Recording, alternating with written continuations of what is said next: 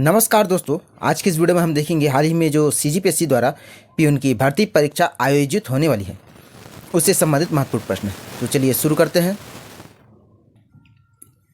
पहला प्रश्न दिया है, सोडियम कार्बोनेट आमतौर पर इस नाम से जाना जाता है।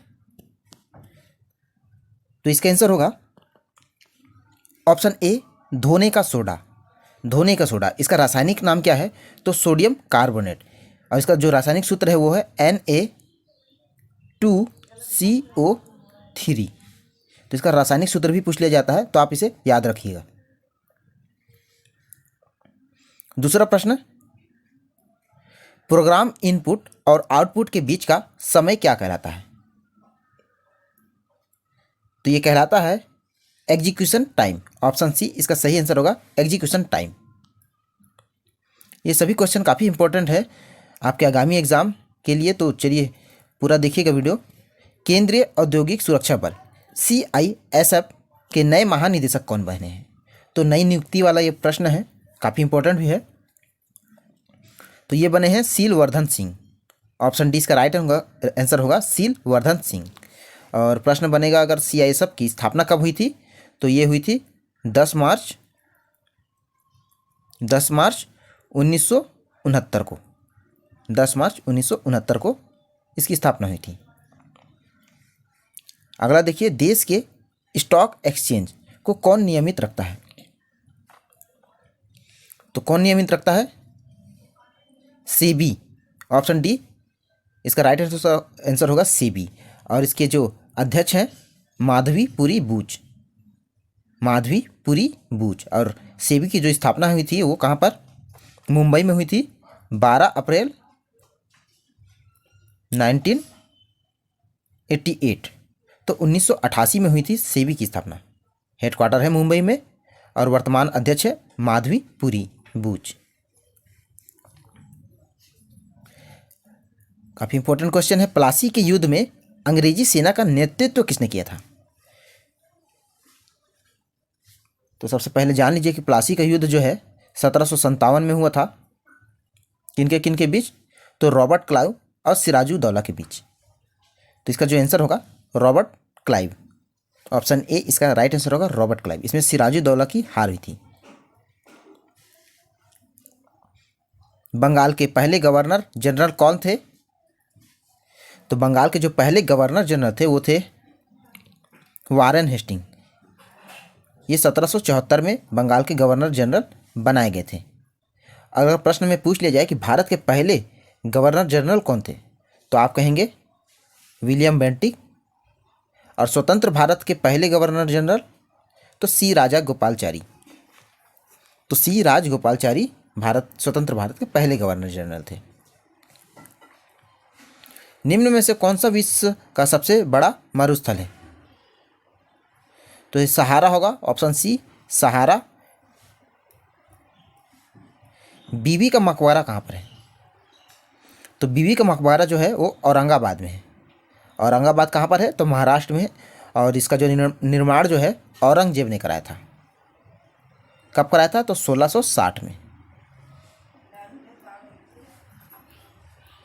फिर देखिए, निम्नलिखित में से कौन सा एक रेशेदार प्रोटीन है? तो केरेटिन। केरेटिन जो है रेशेदार प्रोटीन है। Option C keratin. टाइफाइड बुखार किसके द्वारा होता है? तो ये जीवाणु के द्वारा होता है टाइफाइड बुखार। दाचीगमन अभ्यारण्य भारत के किस राज्य में स्थित है? तो ये जम्मू कश्मीर राज्य में है। और इम्पोर्टेंट क्यों है? क्योंकि यहाँ पर लाल हिरण पाया जाता है। लाल हिरण।